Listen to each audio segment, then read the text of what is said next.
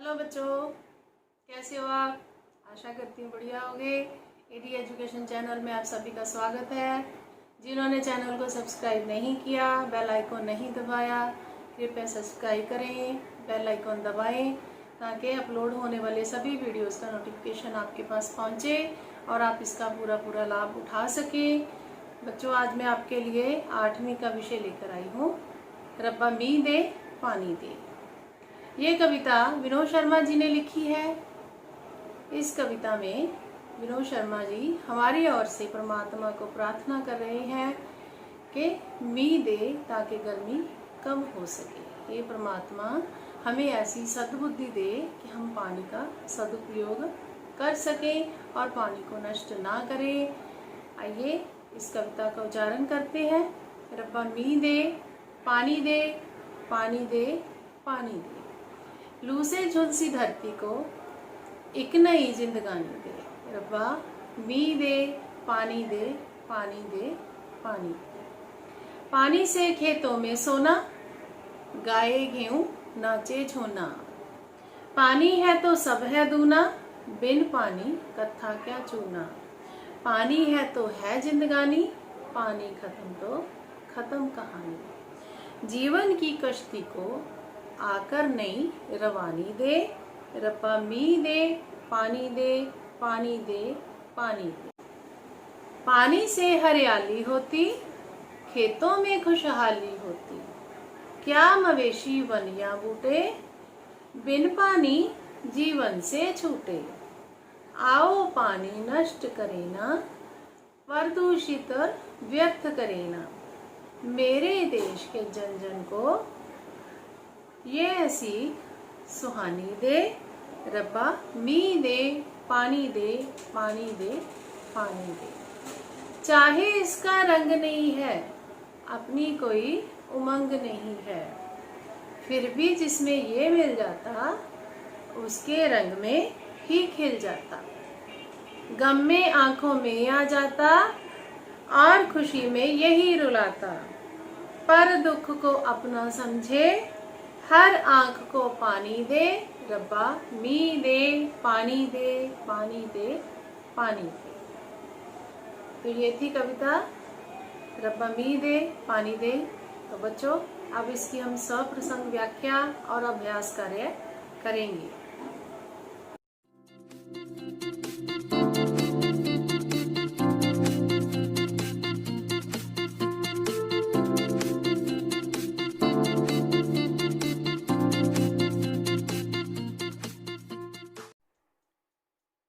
बच्चों, आपने कविता सुनी, अब हम इसकी सप्रसंग व्याख्या करेंगे। प्रसंग में हमने कविता का नाम लिखना होता है और कविता किसने लिखी, भाव कवि का नाम लिखना होता है। और एक बात ये लिखनी होती है कि इस कविता में कवि ने क्या कहना चाहा या इन पंक्तियों में कवि ने क्या कहना चाहा, उसका भाव हमने 1 या 2 लाइन में लिखना होता है प्रसंग में। चलिए शुरू करते हैं। प्रसंग। ये पंक्तियाँ हमारी पाठ्य पुस्तक में रब्बा मी दे पानी दे कविता में से ली गई हैं। ये कविता विनोद शर्मा जी ने लिखी है। इन पंक्तियों में कवि ईश्वर से प्रार्थना करता है कि हे परमात्मा, तू बारिश कर दे, क्योंकि पानी ही सबका जीवन है। व्याख्या।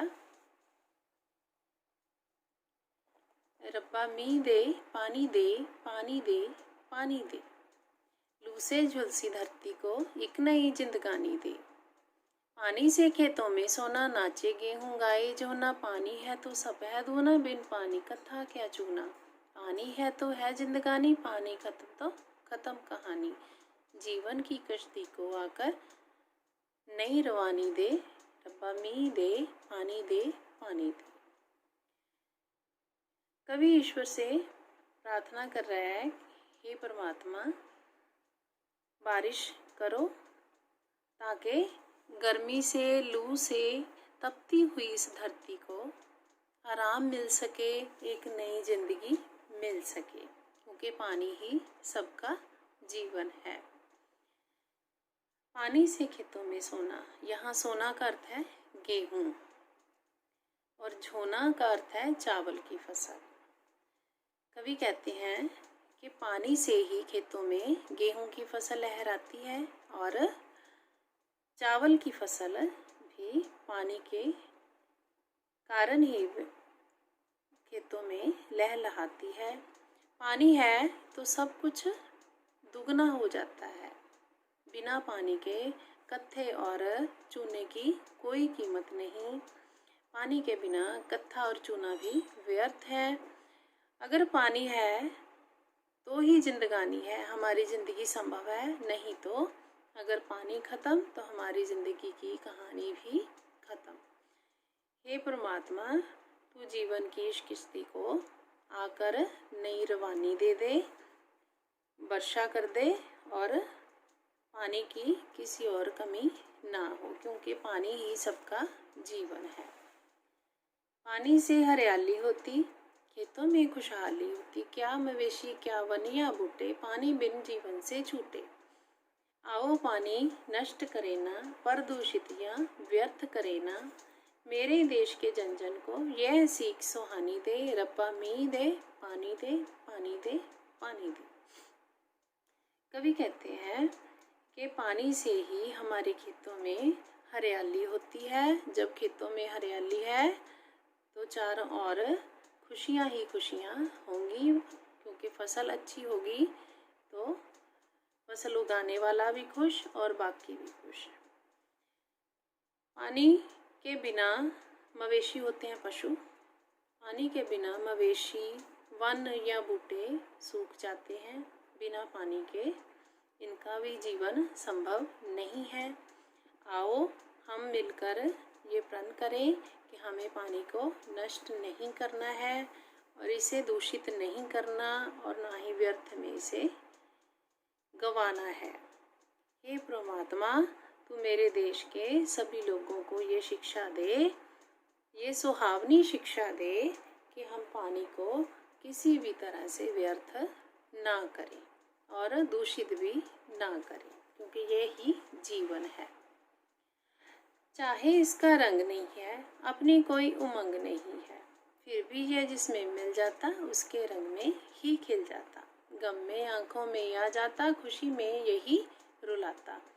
पर दुख को अपना समझे, हर आंख को पानी दे, रब्बा मी दे, पानी दे, पानी दे, पानी दे। कवि कहते हैं कि पानी का अपना कोई भी रंग नहीं है, अपना कोई वजूद नहीं है और इसकी कोई अपनी आशा नहीं है। ये फिर भी जिसमें मिल जाता है उसके जैसा ही बन जाता है, वैसा ही रूप धारण कर लेता है। अगर दुख का समय हो, गम का समय हो तो आंखों में भी आ जाता है। अगर खुशी का समय हो तो भी आंखों में आ जाता है, वो खुशी के आंसू लाता है। पर दुख को अपना समझे, हर आंख को पानी दे, और मैंने पराया या दूसरों का। हे परमात्मा, हम सभी को ऐसा बना कि दूसरों का दुख हम समझें और उसके दुख को समझते हुए उसके साथ हम संवेदना और सहानुभूति कर सकें और उसकी सहायता कर सकें, ऐसी हमारी सोच बना दे। हे परमात्मा, इस धरती पर बारिश कर और पानी भेज, क्योंकि पानी ही सबकी जिंदगी है। तो बच्चों, अब हम इस कविता के प्रश्न उत्तर कर लेते हैं, अभ्यास कार्य करेंगे। पहले प्रश्न उत्तर हैं 1 या 2 पंक्तियों वाले। इस कविता में ईश्वर से क्या प्रार्थना की गई है? उत्तर है, इस कविता में ईश्वर से वर्षा लाने की प्रार्थना की गई है। उत्तर क्या है? वर्षा लाने की। नंबर 2 प्रश्न, खेतों में सोना का क्या अर्थ है? इसका अर्थ है खेतों में गेहूं की अच्छी फसल होना। सोना गेहूं को कहा जाता है, गेहूं की फसल अच्छी होना इस कविता में इसके विषय में कहा गया है। नंबर 3, पानी के बिना मवेशी और खेतों पर क्या प्रभाव पड़ता है? पानी के बिना मवेशी प्यासे मर जाते हैं और खेत सूख जाते हैं। मवेशी होते हैं पशु पक्षी जानवर, उन्हें मवेशी कहा जाता है। इस कविता में देश के नागरिक को क्या सीख दी गई है? इस कविता में देश के नागरिक को, प्रत्येक नागरिक को पानी को नष्ट और प्रदूषित ना करने और व्यर्थ ना करने की सीख दी गई है।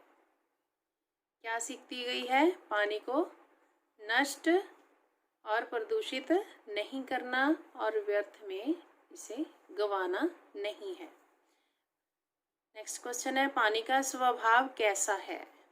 पानी का स्वभाव मिलनसार है। पानी जिसमें मिलता है उसी का ही रूप धारण कर लेता है। नेक्स्ट क्वेश्चन है, 4 या 5 वाक्यों में उत्तर देने के लिए वाले प्रश्न है ये। जीवन में पानी की आवश्यकता क्यों है? पानी जीवन का आधार है, इसी से जीवन चलता है। यही हमें गर्मी और लू से बचाता है, इसी से ही हमारी और मवेशियों की प्यास बुझती है। अनाज भी इसी से ही पैदा होता है, इसलिए हमारा जीवन पानी पर ही निर्भर रहता है। नेक्स्ट क्वेश्चन है, दूसरों के दुख में हम उनकी क्या सहायता कर सकते हैं? दूसरों के दुख को हम अपना समझकर उनके प्रति सहानुभूति प्रकट कर सकते हैं और जितना हमसे हो सके, जितना हमसे बन सके, दुखियों की हम सहायता कर सकते हैं। नेक्स्ट है पर्यायवाची शब्द। पर्यायवाची शब्द पानी, जल, नीर, अंबु।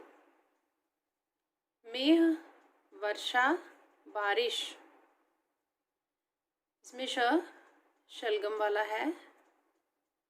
सीख, शिक्षा, ज्ञान। जन का पर्यायवाची है लोग, नर या मानव। दुख, दुख का पर्यायवाची है पीड़ा, कष्ट, दर्द भी हो सकता है। आँख, नेत्र, नयन, चक्षु। धरती का पर्यायवाची धरा, पृथ्वी और भूमि। तो आज का हमारा विषय यहीं समाप्त हुआ। आशा करती हूँ कि आपको ये समझ आ गया होगा।